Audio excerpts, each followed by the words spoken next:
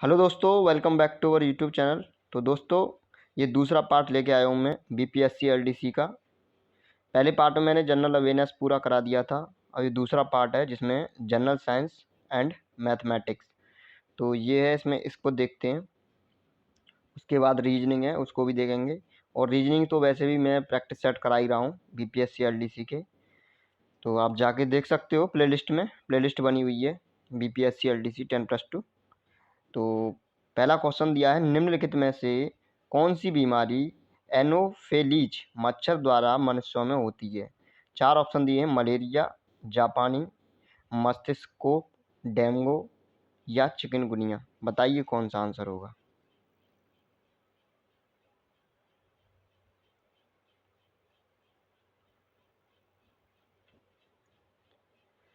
तो देखो, इसका आंसर हो जाएगा क्या, malaria. Option A is the right answer.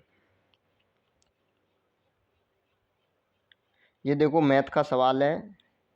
तो इसमें क्या दिया है, तो देखो 25 25 क्वेश्चन जरूरी नहीं है 25 क्वेश्चन मैथ के 25 क्वेश्चन साइंस के हों। आगे पीछे भी हो जाते हैं मैथ के, कभी कभी ज़्यादा भी हो जाते हैं। और ये ऐसे ही आते हैं कभी, मतलब लगातार नहीं आते, सीक्वेंस में नहीं आते, ठीक है। मतलब बीच बीच में डाल देते हैं, कभी साइंस का कभी मैथ का, ठीक है।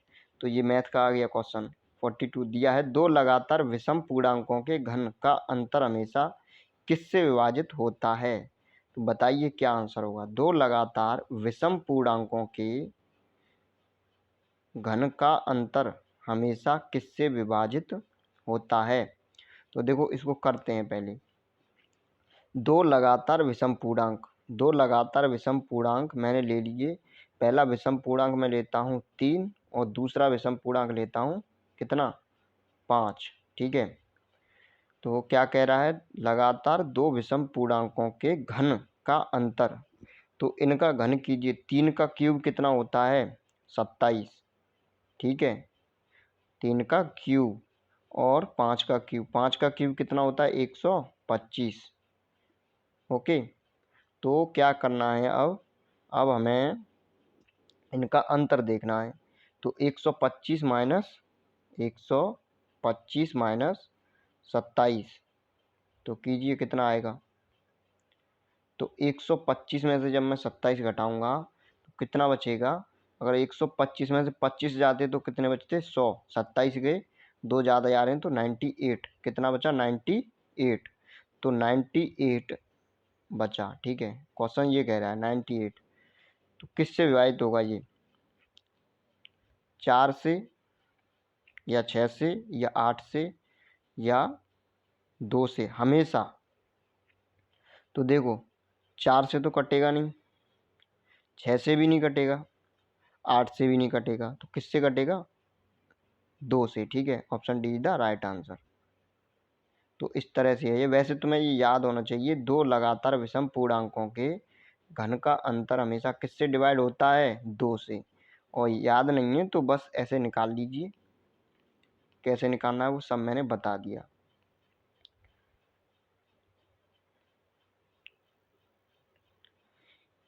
एक गोलीय दर्पण के लिए, क्वेश्चन नंबर 43, एक गोलीय दर्पण के लिए बिंब की दूरी u और प्रतिबिंब की दूरी v और वक्रता त्रिज्या r के बीच सही संबंध निम्न में से कौन सा है। चार ऑप्शन दिए, बताइए क्या होगा।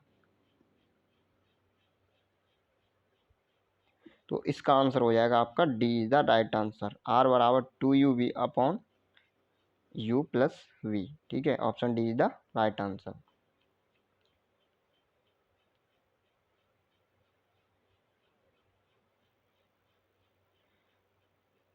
देखो, इसका जो बीपीएससी एलडीसी है 10+2 से, इसका सिलेबस कितना होता है, 50 क्वेश्चन जनरल अवेयरनेस और 50 math plus reasoning, math plus science और 50 रीजनिंग। तो ये 150 क्वेश्चन का होता है। ऐसे ही उसका होता है बीएसएससी, बीएसएससी बीएसएससी का भी यही सिलेबस होता है लगभग, ठीक है। तो इन दोनों की तैयारी, आप अगर इसकी तैयारी कर रहे हो तो इसकी भी तैयारी कीजिए साथ ही साथ, ठीक है। इसका सिलेबस देखिए और इसकी भी तैयारी कीजिए साथ ही साथ, क्योंकि आप इसकी जो तैयारी कर ही रहे हो तो इसकी भी करनी चाहिए आपको। तो हमारे चैनल पे मैथ की क्लास स्टार्ट हो जाएंगी, मैथ की और रीजनिंग की, तो आप देख सकते हो। और अगर आपको कोई भी कैसा भी डाउट हो तो कमेंट सेक्शन में कमेंट करके पूछ लीजिए। तो आगे चलते हैं, अगला क्वेश्चन क्या है 44। यदि संख्या 3562, यदि संख्या 3562 का गुणनफल इन संख्याओं को व्यवस्थित करके बनी 4 अंकों की सबसे छोटी संख्या से घटाया जाता है तो परिणामी संख्या किस संख्या से विभाजित होगी। क्वेश्चन को पढ़ो और अच्छी तरह समझो, तब जाके इसे अटेम्प्ट करो। तो क्वेश्चन क्या कह रहा है, ये जो 4 संख्याएं दी हैं, इनका मुझे पहले क्या करना है, गुणा करना है। इन संख्याओं को व्यवस्थित करके 4 अंकों की, और मुझे क्या करना है, ये 4 अंकों की सबसे छोटी संख्या बनानी है इन्हीं इन्हीं संख्याओं से। कौन सी बनेगी, उसमें से उस गुणनफल को मुझे घटाना है। तो जो संख्या बचेगी उसे देखना है किससे डिवाइड हो रही है। चलो करते हैं। इन चारों का मुझे गुणनफल बताओ कितना होगा। 5 दूनी 10 और 36 18 180 हो गया। इतनी बात समझ में आई। इनका गुणनफल कितना हो गया, 180। इतना क्लियर हुआ, यहाँ तक कर दिया हमने। अब कह रहा है इन संख्याओं को व्यवस्थित करके बनी 4 अंकों की सबसे छोटी संख्या। इनसे 4 अंकों की सबसे छोटी संख्या कैसे बनेगी। तो सबसे पहले लो छोटा अंक, छोटा अंक क्या है 2, फिर लो छोटा अंक फिर तो 3, इसके बाद 5, इसके बाद 6। तो ये क्लियर हुआ, उसके बाद 6। तो देखो मैं यहाँ लिखता हूँ 2 3 5 6, इतना कर लिया मैंने, ठीक है। तो क्या कह रहा है, जो सबसे छोटी संख्या बनेगी उसमें से मुझे इसे घटाना है गुणनफल को। तो 180 इसमें से घटा दो, कितना घटा दो, 180। जब आप 180 से घटाओगे तो क्या बचेगा बताओ। 2356 में से कितना घटाना है, 180। तो देखो यहाँ लिखता हूँ 2356 में से कितना घटाना है, 180। माइनस कर दो, 6 में 0 गया 6, 5 15 में से 8 गए 7 बचे, और यहाँ बचा 2। तो 2 में से 1 गया 1, और 2 के 2, 2176। अब ये कह रहा है कि ये 2176 किससे डिवाइड होगी, 3 से होगी कि 4 से होगी कि 6 से होगी कि 4 से 5 से होगी, ठीक है। ये बताइए किससे डिवाइड होगी। तो 3 से डिवाइड करके देख लो पहले। 3 सत्ते 21 और 3 दूनी 6, 1 बचा 16। 3 से नहीं होगी तो ऑप्शन ये हट गया। 5 से तो होगी नहीं क्योंकि 5 लास्ट में नहीं है। 6 से देखते हैं, 5 से कौन सी संख्या डिवाइड होती है जिसके लास्ट में 5 होता है। और देखो एक और ट्रिक होती है 3 से डिवाइड होने वाली, 6 से डिवाइड होने वाली, वो ट्रिक भी होती है, ठीक है। ट्रिक के अकॉर्डिंग भी कर सकते हो आप। तो ये अगली कौन सी आ गई, 6। तो कितना हो गया, 36 18, कितना बचा 3, तो 36, 1 बचा 16। 6 से भी नहीं होगी, 4 से देखो, 4 5 20, और 1 बचा 4 चौक 16, और 1 बचा 4 चौक 16। D option is the right answer, ठीक है। तो आपका डी सही है 4। देखो ट्रिक होती है, और वो जब मैं नंबर सिस्टम कराऊंगा उसमें बताऊंगा कि इसको कैसे काटते हैं तुरंत, ठीक है। जैसे ऐड कर लेते हैं और वो देखते हैं 3 से कटे कि नहीं। जैसे 2 और 1 3 हो गया, कितने से कट रहा है, 3 से। 6 3 से, लेकिन 7 3 से नहीं कट रहा है, इस तरह से, ठीक है। और जब नंबर सिस्टम स्टार्ट होगा उसमें देख लीजिए, ठीक है। Question number 45। इनमें से किसकी उत्पत्ति के कारण आलू के चिप्स जहरीले जहरीले बन जाते हैं, बताइए। 4 ऑप्शन दिए हैं, क्या होगा। तो देखो इसका आंसर होगा acrylamide. Option number C is the right answer. चमकदार तीव्रता की इकाई क्या है, क्या है। Option A is the right answer. तीव्रता की इकाई जानते ही होंगे, कैंडेला। जो मूल राशियाँ होती हैं, जैसे द्रव्यमान हो गया, द्रव्यमान की इकाई क्या होती है, किलोग्राम। दूरी हो गया, दूरी की इकाई क्या होती है, दूरी की मीटर। समय हो गया, समय की सेकंड। टेम्परेचर हो गया, टेम्परेचर ताप, ताप की क्या होती है कैंडेला। एक मोल की आणविक वो हो गया, पदार्थ की आणविक, पदार्थ की मात्रा उसकी मोल हो गई, ठीक है, ये पता होना चाहिए। संख्या 96 के उचित भाजकों की संख्या है, बताइए, मतलब ये किस किस से डिवाइड हो सकते हैं। 96 के उचित भाजकों की संख्या क्या है, बताइए। तो देखो इसके आप गुणनखंड कीजिए, वैसे सिंपल भी कर सकते हो, चलो सिंपल बाद में बताऊँ, पहले ट्रिक से देखो। 96 के हम गुणनखंड करेंगे तो क्या होगा, 2 2 into 2 into 2 into 2 into 2 into 3। तो ये देखो इसके गुणनखंड होंगे। तो इसको हम कैसे लिखेंगे, 2 की पावर कितनी है 5 इंटू 3 की पावर 1, ठीक है। अब क्या करते हैं हम, नंबर निकालने के लिए, संख्या निकालने के लिए क्या करते हैं, इसकी जो पावर है ना, 2 की पावर जितनी पावर है, ऐसे ही अगले वाले की जितनी पावर है, इन इनमें एक एक जोड़ के इनका गुणा कर देते हैं। जैसे 5 में मैं एक जोड़ दूंगा तो कितना हो जाएगा 6, और 1 में एक जोड़ दूंगा कितना हो जाएगा 2। इन दोनों का मल्टीप्लाई कर देंगे फिर, 5 और 1, 1 का मैं एक एक जोड़ के इनमें, तो ये 6 और ये 2, 6 दूनी 12। तो कितनी संख्या होगी हमारी 12, इस तरह से, ठीक है। जैसे मैंने गुणनखंड किए, जो जो जितनी बात दिया है उसे पावर लगाई, जैसे 2 की पावर इतनी, 2 की पावर उतनी, ठीक है। और उसके बाद जो देख लिया, पावर में एक एक ऐड करके मल्टीप्लाई कर दिया। अब देखते हैं कैसे 96 के जैसे करोगे। तो देखो 2 से भी कट जाएगा पूरी तरह, 1 से भी कटेगा, 3 से भी कटेगा, 4 से भी कटेगा, 8 से भी कटेगा, और 6 से भी कटेगा क्या, देखते हैं। और देखो 12 से भी कट जाएगा, 16 से भी कट जाएगा, 16 और 18, 16 उससे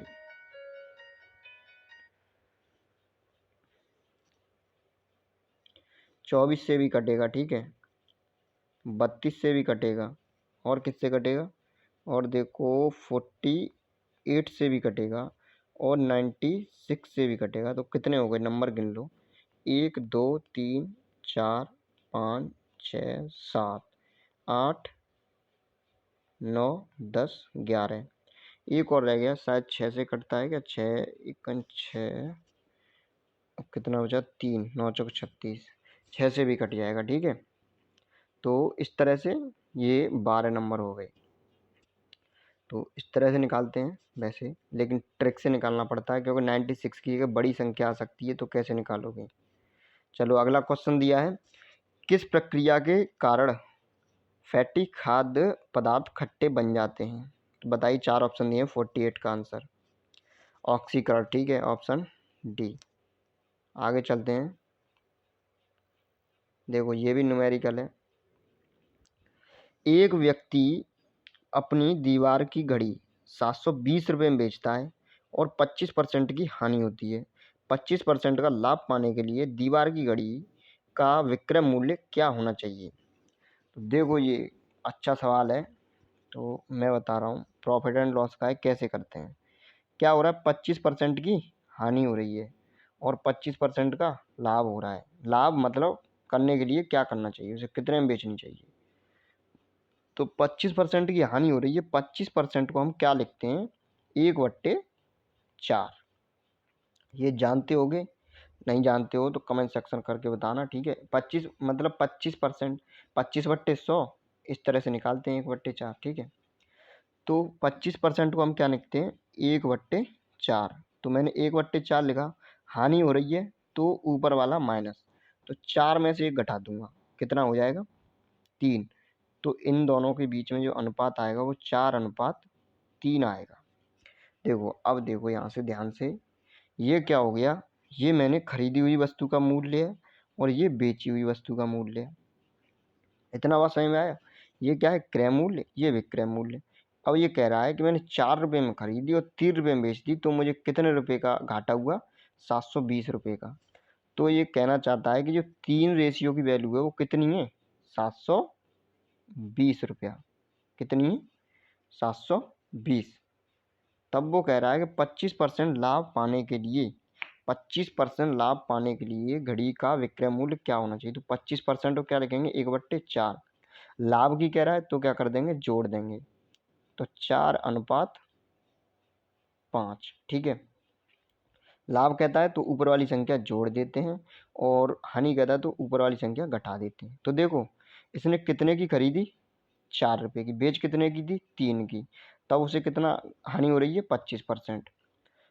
और इसी तरह 4 रुपये में तो खरीदी थी, और जब 5 की बेचेगा तब उसे कितना होगा, 25% लाभ।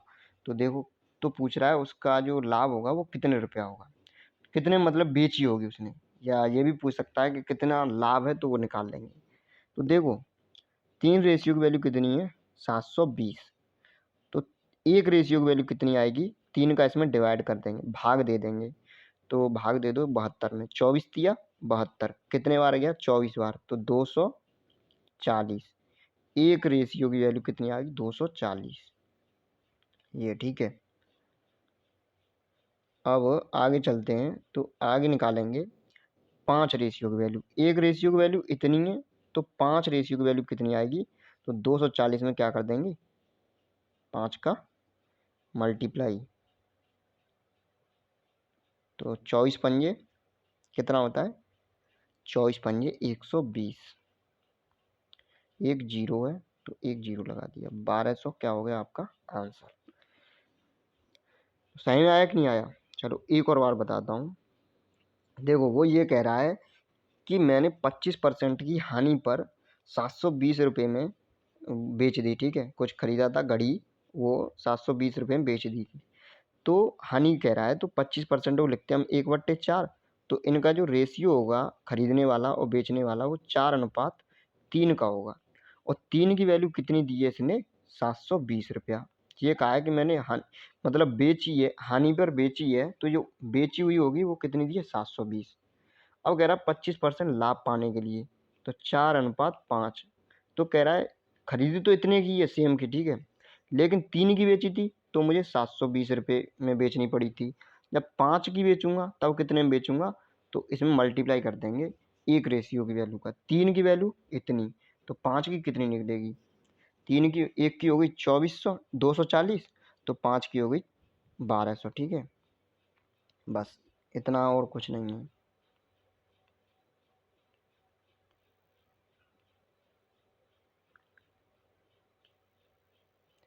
देखो मैथ अगर करना चाहते हो तो रेशियो बहुत इंपॉर्टेंट टॉपिक है। आपको रेशियो अच्छी तरह आना चाहिए। पूरे मैथ में रेशियो का यूज होता है, और रेशियो ये एक ऐसा है, वैसे तो सब ही ठीक है, पर रेशियो से क्या होता है कि जो क्वेश्चन होता है वो बहुत जल्दी हो जाता है, उसमें कैलकुलेशन बहुत कम होती है। ठीक है, और जितनी जल्दी हो सकता है उतना जल्दी होता है क्वेश्चन। ठीक है, तो ये कह रहा है कि भिन्न दिए पहली को दूसरी से विभाजित करने पर परिणाम क्या होगा। तो देखो पहली कितनी दी है, इसे सॉल्व कर लेते हैं। 5 का मल्टीप्लाई 6 में करो, प्लस 2 जोड़ दो, 5 30, 30 और 2 32। तो पहली को क्या लिखेंगे हम, 32/5। और दूसरे को क्या लिखेंगे, 5×3 = 15, 15 और 1 16, 16/3। तो पहली को क्या लिखना है, 32/5, 5×30 और 2 32, 32/5। ओके, और 5×3 = 15, 15 और 1 16/3।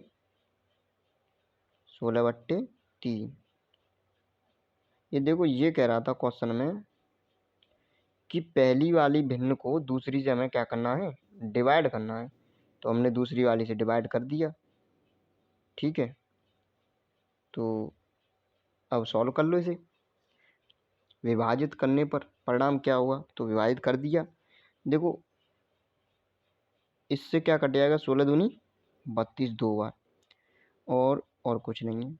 तो कितना हो गया, ये ऊपर मल्टीप्लाई हो जाएगा, इसका यहाँ पे हो जाएगा। इस तरह से मल्टीप्लाई होती है। 4 संख्या दी हो तो नीचे वाली का ऊपर और बीच वाली का आपस में। ठीक है, तो ये हो गया द्वितीय 6। 2 गुणा 3 6 हो गया और 6/5। तो ये ऑप्शन हो गया। इस तरह का ऑप्शन नहीं है, इस तरह का ऑप्शन है। तो इसको कैसे करेंगे, 5 का इसमें डिवाइड कर दो एक बार। 5 एकन 5, कितना बचा 1/5। तो देखो 5 एकन 5, 5 और 1 6, 6/5 ही तो आ गया। तो 1 सही 1/5 आंसर आ रहा होगा। आंसर नंबर बी सही है। क्वेश्चन नंबर 51, समझ में नहीं आया तो आप कमेंट सेक्शन में कमेंट करके ज़रूर पूछें कि ये चीज़ समझ में नहीं आई, तो उसे हम बताने की पूरी कोशिश करेंगे। और टेलीग्राम चैनल का लिंक दे दूंगा नीचे, आप उस पर जाके जुड़ सकते हो।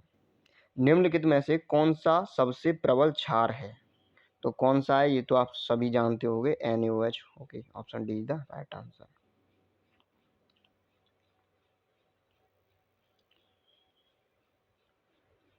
क्वेश्चन नंबर 52, अत्यंत शीत इलाकों में निम्नलिखित में से कौन सी गैस एक बंद कमरे में लकड़ी या कोयले को जलाने पर पैदा होती है और कमरे में मौजूद लोगों के मौत का कारण बनती है?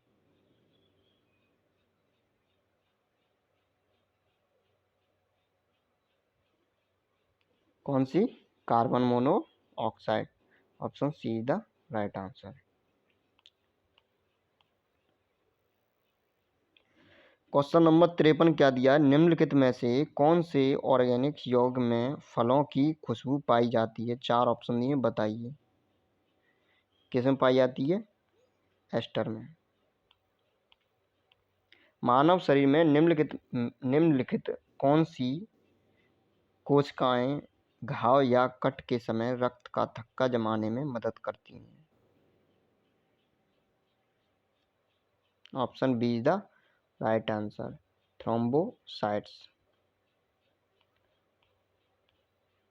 तो देखो आ गया न्यूमेरिकल, ठीक है। बताइए, बहुत इजी सवाल पूछता है, थोड़ा सा पढ़ लोगे सारे क्वेश्चन करके आओगे मैथ की। यदि 7/8 को 4 बराबर भागों में बांटा जाए तो प्रत्येक भाग का मान किसके बराबर होगा? मैं आपको एक सवाल दे रहा हूँ, मैं कह रहा हूँ एक को, मैं कह रहा हूँ मुझे 4 को 4 बराबर भागों में बांटना है, तो कितना कितना आएगा? 1-1 आएगा सबके पास। मुझे 4 रुपयों को 4 बराबर भागों में बांटना है, तो 1-1 रुपया आएगा। तो कैसे बांटा मैंने? जितने भाग कहे उतना डिवाइड कर दो उसमें। 4 भाग कहा तो मैंने 4 का भाग दे दिया, 4 से 4 काट दिया, कितना आ गया? 1।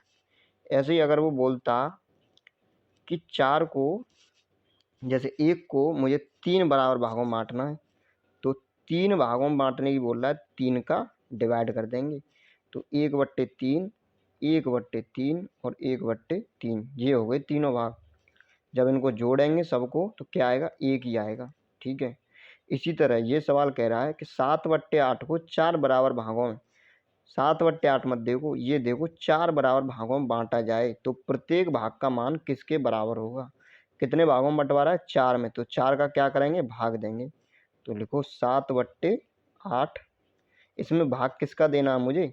4 का, तो 4 का भाग दे दो, ठीक है।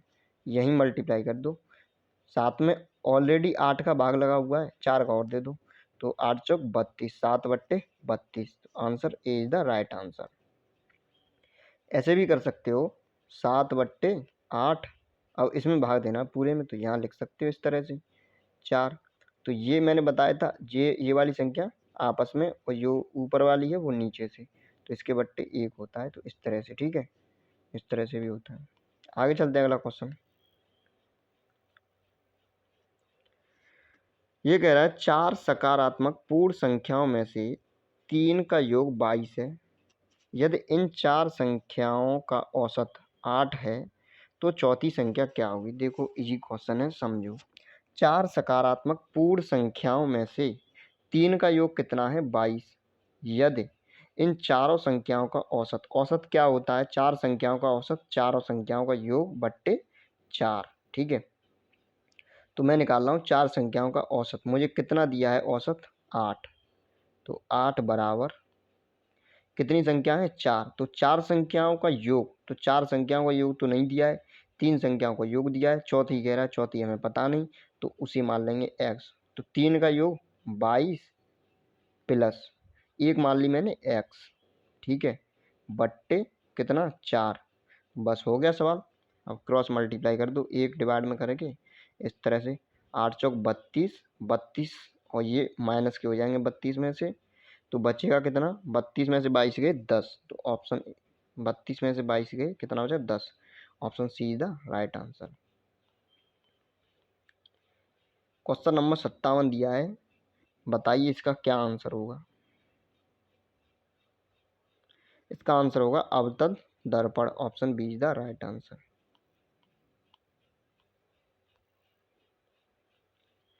देखो ये दिया है, कैलकुलेशन करके बताना है ये किसके समान है, तो इसकी कैलकुलेशन करते हैं चलो। तो देखो सबसे पहले जहाँ से कोष्टक बंद बंद होना स्टार्ट हो रहे हैं, पहले कोष्टक से स्टार्ट करते हैं, ठीक है, इधर से नहीं, जहाँ से स्टार्ट है छोटा कोष्टक, ठीक है। देखो सबसे पहले ये कोष्टक लगा है, तो पहले इसको सॉल्व करेंगे, फिर इसके बाद ये वाला लगा, ये और ये, इसको, फिर इसको और इसको, फिर बाद वाले को, इस तरह से सॉल्व करते हैं, ठीक है। तो करते हैं, 4 में से 2 गया, कितना बचा, -2, ठीक है, क्योंकि माइनस का 4 है, -2 बचा। अब -2 में मुझे मल्टीप्लाई करना है 2 का, ठीक है। देखो तो मल्टीप्लाई करेंगे तो कितना हो जाएगा, -4। अब इसमें देखो ये तो आ गया हमारा यहाँ तक -4, इतना -4। अब इसमें -2 भी दिया है, +7 भी दिया, +1 भी, 7 और 1 8 हो गया प्लस का, और -4 ये, -2 ये, -6, +8 में से -6 गए, कितना बचा, +2। तो इस सब को हटाओ और यहाँ पे क्या लिख दो, +2। इस सब की जगह क्या, +2, ठीक है। अब ये +2 हो गया, यहाँ तक कोष्टक बंद। अब इसमें भी देखो क्या हो रहा है, 2 का मल्टीप्लाई हो रहा है, 2 का मल्टीप्लाई, 2 दूनी 4, तो यहाँ से यहाँ तक 4 में कितने जोड़ देंगे, 3, 4 3 7, तो ये कितना हो गया 7।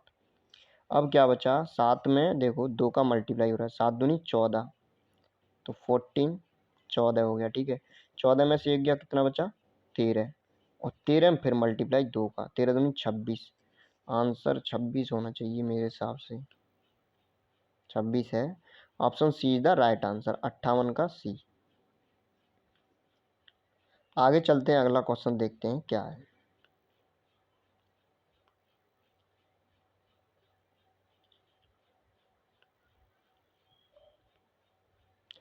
निम्नलिखित में से किस समूह में ऐसा हृदय पाया जाता है जहां ऑक्सीजन युक्त के साथ साथ ऑक्सीजन रहित रक्त का मिश्रण होता है। तो बताइए 59 का क्या हो जाएगा, मेढक। Option B is the right answer. तो थोड़ा वीडियो बड़ी होने जा रही है, इसलिए थोड़ी जल्दी जल्दी चलता हूँ, ठीक है।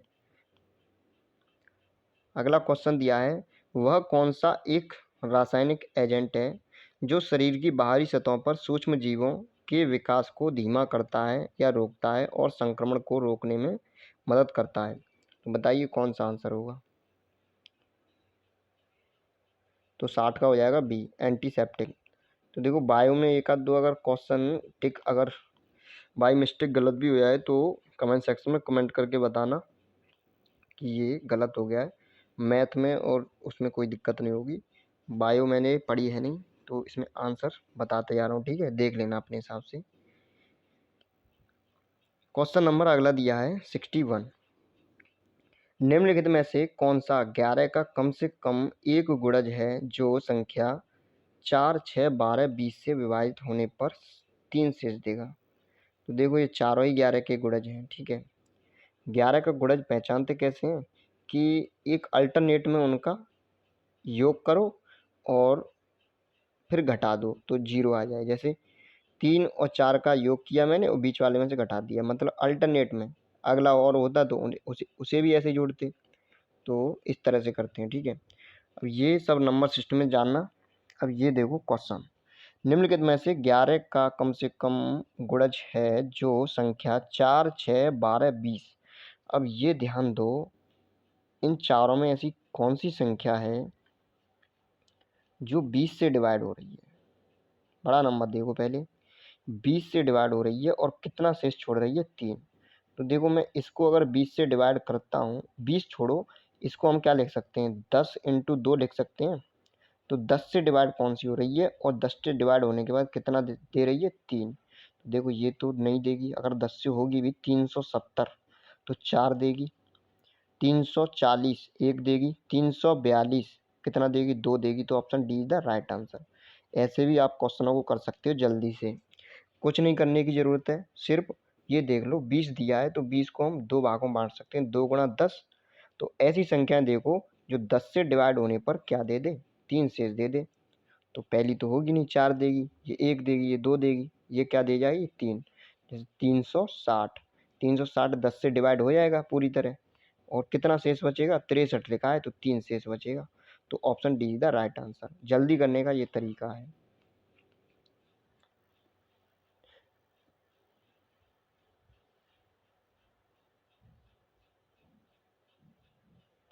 चलो आगे चलते हैं, अगला क्वेश्चन दिया है क्वेश्चन नंबर 62। 17 के बराबर या इससे कम की सभी अभाज्य संख्याओं का योग है। देखो ये तो तुम्हें करना पड़ेगा।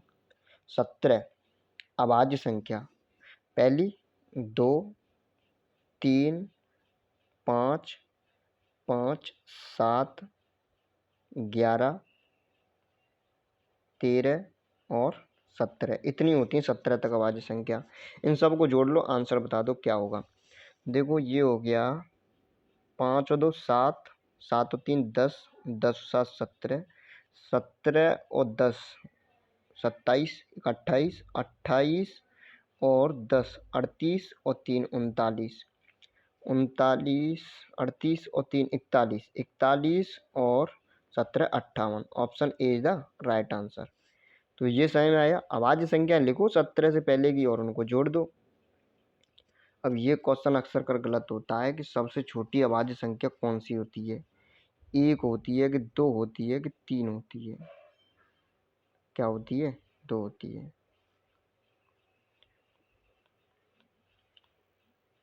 देखो अभाज्य संख्या पहचानने का तरीका क्या है। अभाज्य संख्या या तो वो खुद से ही डिवाइड होगी, जैसे कोई संख्या होगी अभाज्य, या तो वो खुद से ही डिवाइड होगी या फिर 1 से होगी। तो उसके कितने गुणनखंड होंगे, 2 होंगे। एक तो खुद वही संख्या होगी, एक तो खुद वही संख्या होगी, और एक होगा, या तो 1 से डिवाइड होगी या 17 से। इसलिए क्या होता है, जो 1 होता है हमारा, 1 क्या होता है, अभाज्य संख्या में नहीं गिना जाता, क्योंकि 1 का सिर्फ एक ही गुणनखंड होता है, जैसे 1 बस, और तो है नहीं, तो इसलिए। ओके, समझ में आया, बहुत अच्छा पॉइंट है ये। निम्नलिखित किस जोड़े में भिन्नों का मान समान होता है, समान है। 4 जोड़े दिए, बताइए किस भिन्न में, कौन से भिन्न में जोड़ों का मान समान है। देखते हैं। पहली दी है 2/3 और 16/24। तो इसको सॉल्व करो। 16 को काटो कितने से, 8 से, 8 दूनी 16, और 24 को काटो 8 से, 2/3। तो ये भी तो 2/3 ही है, ये भी 2/3। तो ये क्या है, ये बिल्कुल सेम है, 2/3 ये, 2/3 ये। Option A is the right answer. देखो अच्छा क्वेश्चन है, रेशियो का क्वेश्चन है, ठीक है, रेशियो का क्वेश्चन। तो समझो क्या है, 4:7 के अनुपात में दो संख्याओं में, तो लिखो क्या है, 4:7 के अनुपात में दो संख्याओं में कौन सी संख्या जोड़ी जाए ताकि बड़ी हुई संख्या का अनुपात कितना हो जाए, 7:8 हो जाए, ये कह रहा है। तो देखो इसने क्या जोड़ा है, एक कोई संख्या जोड़ी है। तो देखो 4 में कितने जोड़े मैंने, 4 और 3 7, 7 में कितने जोड़े, 1। तो ऐसे तो नहीं होगा, 3 यहाँ जुड़े हैं तो 3 ही यहाँ जुड़ने चाहिए, ये याद रखना। 1 यहाँ जुड़ा है तो 1 ही यहाँ जुड़ना चाहिए। अगर ये गड़बड़ अलग अलग है तो ये मान लो गड़बड़ है कुछ, इस गड़बड़ को सही करना पड़ेगा। तो सही कैसे करते हैं, इन दोनों का अंतर लो, 7 में 4 गया 3, यहाँ से इन दोनों का अंतर लो 1, इस 1 का मल्टीप्लाई कर दो इसमें, और इस 3 का मल्टीप्लाई कर दो इसमें। तो नया रेशियो क्या बनेगा, 1 का मल्टीप्लाई करूँगा तो यही रहेगा, 4:7। ओके। और इसमें 3 का मल्टीप्लाई करूँगा तो कितना बनेगा, 4 7 × 21 और 8 × 24। तो देखो कितना जुड़ रहा है। जैसे 21 में मैंने कितना जोड़ा, नहीं 4 में कितने जोड़े मैंने, 4 मैंने 17, तो 21 हो जाएगा। और 7 में कितने जोड़े, 17 जोड़ूंगा तो कितना होगा, 7 में अगर 17 जोड़ूंगा क्या हो रहा है,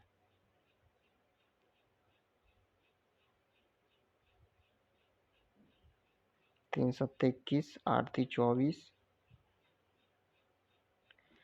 24 में 7 जोड़ेंगे 17, सही तो है। 7 में हम 17 जोड़ेंगे तो कितना हो जाएगा, 24। तो क्या कह रहा है, कौन सी संख्या जोड़ी जाए ताकि बड़ी हुई संख्या का अनुपात 7:8 हो जाए, 17, ठीक है। Option D is the right answer. तो क्वेश्चन सही में आया कि नहीं आया, देखो 2 अनुपात दिए हैं, 4:7 और दूसरा दिया 7:8। इन दोनों में बराबर संख्या जुड़ रही है, तो यहाँ पे हम देख रहे हैं तो यहाँ पे अलग अलग जुड़ रही है। जैसे 4 में 3 जोड़ा, 7 में 1 जोड़ा, तो ये कुछ गड़बड़ है, इस गड़बड़ को सही करना पड़ेगा। कैसे सही करते हैं, इन दोनों का डिफरेंस ऊपर नीचे मल्टीप्लाई, इसमें और इसमें, तो ऊपर कुछ मल्टीप्लाई होगा, 1 मल्टीप्लाई होगा तो सेम ही रहेगा सब, 4:7 और नीचे 3 हो जाएगा, 7 × 21, 8 × 24, तो बस 17 का डिफरेंस है, तो 17 हो गया, 17 ऐड हो रहा है। तो option D is the right answer. आगे चलते हैं। तो देखो 65, क्वेश्चन नंबर 65, एक कांच की केशिका में पारा की सतह निम्नलिखित किस कारण से उत्तल होती है। 65 का बताइए क्या होगा। पारा की ससंजक बल कांच और पारा अणुओं के बीच असंजक बल से ज्यादा। रेस्ट्रक्शन एंडोन्यूक्लियस वह एंजाइम है जो डीएनए से चिपकता है, डीएनए को काटते हैं, प्रोटीन काटते हैं, प्रोटीन से चिपकते हैं। कौन सा ऑप्शन सही होगा बताइए। डीएनए को काटते हैं, option B is the right answer. 11 पेंसिलों का क्रय मूल्य का योग 10 पेंसिलों के विक्रय मूल्य के योग के बराबर है। बहुत इजी क्वेश्चन है, देखो कैसे करते हैं इसे। 11 पेंसिल का क्रय मूल्य, तो क्रय मूल्य को लिखता हूं मैं सीपी, कॉस्ट प्राइस, ठीक है। और विक्रय मूल्य को क्या लिखता हूं, एसपी, सेलिंग प्राइस। तो 11 सीपी बराबर कितना दिया है, 10 एसपी। 11 सीपी क्रय मूल्य सीपी और 10 पेंसिलों का विक्रय मूल्य एसपी, ये क्या है, दोनों बराबर हैं। तो इनको मैं कैसे लिखूंगा, 11 सीपी बराबर 10 एसपी, 11 सीपी बराबर 10 एसपी, मतलब कॉस्ट प्राइस सेलिंग प्राइस। तो अगर कॉस्ट प्राइस और सेलिंग प्राइस का मैं रेशियो देखूं तो कितना निकलेगा, देखो कॉस्ट प्राइस बट्टे सेलिंग प्राइस बराबर 10/11। इतना बात समझ में आई, ये 11 बट्टे में पहुंच जाएंगे। तो अब देखो कॉस्ट प्राइस कितनी है, 10 रुपया, सेलिंग प्राइस कितनी है, 1 रुपया, मतलब मैंने 10 रुपये में वस्तु खरीदी और बेच कितने में दी, 11 में। तो कितना ज़्यादा है, एक का फ़ायदा मिल रहा है मुझे कितने पे, 10 पे। तो मुझे कितना फ़ायदा मिल गया, 10% का वो हुआ लाभ, ठीक है, 10% का प्रॉफिट हुआ। तो ये बात समझ में आई।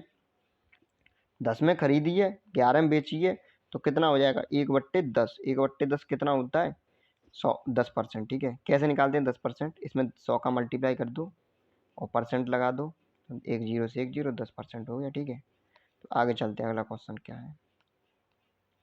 क्वेश्चन नंबर 68, यदि 2 समान स्प्रिंग जिनका स्प्रिंग कांस्टेंट K है सीरीज में जुड़े हैं तो कंपोजिट स्प्रिंग के परिणाम स्वरूप स्प्रिंग कांस्टेंट क्या होगा, बताइए क्या होगा spring constant. 68 K/2, option B is the right answer. एक और सिंपल क्वेश्चन, 7 लड़कों की माध्य आयु कितनी है, 17। यदि उनमें से 6 की आयु 15, 18, 18, 14, 19 और 15 वर्ष है, तो सातवें लड़के की आयु कितनी है? सेम वही चीज़ है जो पीछे मैंने बताई थी। इन सबको क्या करना है? ऐड करना है।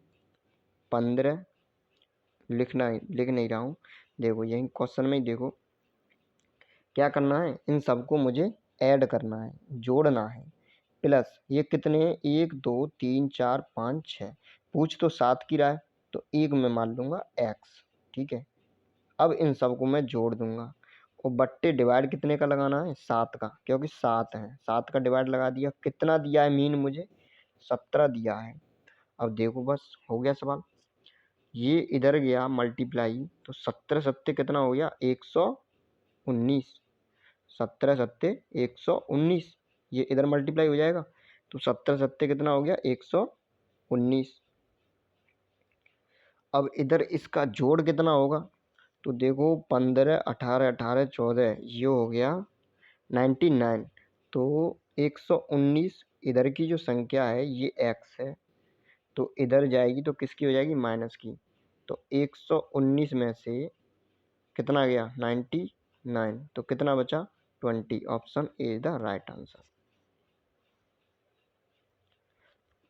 तो देखो अगर कुछ भी समझ में ना आ रहा हो कोई सवाल, तो कमेंट में पूछ सकते हो, ठीक है।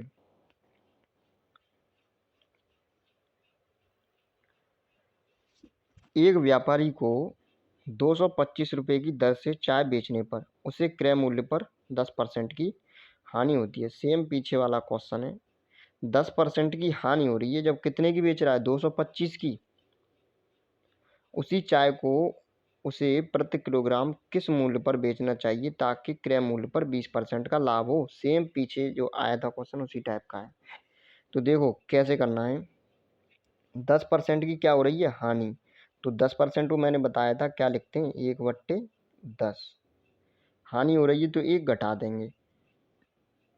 10 माइनस 9 मतलब 10/9। अब 9 की वैल्यू, अब ये और देखो 20% का लाभ। क्या चाह रहा है ये? कि 20% का लाभ हो। 20% को क्या लिखते हैं हम? 1/5। 1/5। तो इनका रेशियो क्या हो गया? 5:1। तो ये क्रय मूल्य यहाँ पे कितना है? 10 और यहाँ कितना है? 5। तो हम इसको बराबर करेंगे, तो बराबर करेंगे तो क्या कर देंगे? पूरे में हम 2 का मल्टीप्लाई कर देंगे, तो कितना हो जाएगा? 2×10, 2×1, 2। तब रेशियो क्या बनेगा? 10 और 1/5 है, तो ये 6 होगा यहाँ पे, ठीक है। लाभ ही तो कमा रहा है 1 रुपये का 5 रुपये पे, तो 6 होगा, तो 6 दूनी 12। अब ये देखो इतनी बात समझ में आएगी। 2 रेशियो बन गए हमने। 10 9% मतलब 10% की हानि हो रही है, तो 1/10 1 की हानि हो गई, तो कितना बचा? 10 रुपये पे 1 की हानि हुई है, तो 9 बचा, ये हो गया। अच्छा 5% पे क्या हो रहा है? 20% का लाभ हो रहा है, तो 1/5 लिखते हैं इसको, तो 1 जोड़ दिया 6, तो 5:6 हो गया। अब 5:6 में जो 5 है वो क्या है? हमारा क्रय मूल्य। क्रय मूल्य तो हमारा 10 था ना, तो सेम कर लेंगे, 2 का मल्टीप्लाई कर देंगे। इतना बताओ इतना क्लियर हुआ कि नहीं? अब आगे देखते हैं कि जो 9 रेशियो की वैल्यू है वो कितनी दी है। तो देखो 9 रेशियो की वैल्यू उसने 225 दी है। 9 की वैल्यू कितनी दी है उसने? 225। इतनी बात क्लियर हुई? तब बताओ 12 की वैल्यू कितनी होगी? तो 9 की 225 है, मतलब 1 की कितनी निकलेगी? 9 का डिवाइड कर देंगे इसमें। 25 निम्मा 225। 1 की कितनी निकली? 25। तो 12 की कितनी होगी? तो 12 में 25 का गुणा कर दो, तो 25 दूनी 50 और 25 धाम 250, 300 आंसर हो गया। क्या हो गया? 300 रुपये। Option B is the right answer. इतना क्लियर हुआ? अब आ गई मेंटल एबिलिटी। तो इस मेंटल एबिलिटी को हम अगले पार्ट में देखते हैं कल। वीडियो बड़ी हो जाएगी, लगभग 1 घंटे की होने वाली है, 44 मिनट की हो चुकी है। तो इसको देखेंगे अगले पार्ट में। और फिर प्रैक्टिस सेट भी चल रहा है, प्रैक्टिस सेट भी देखिए आप, और देखिए इसमें कितने सही कर सकते हो।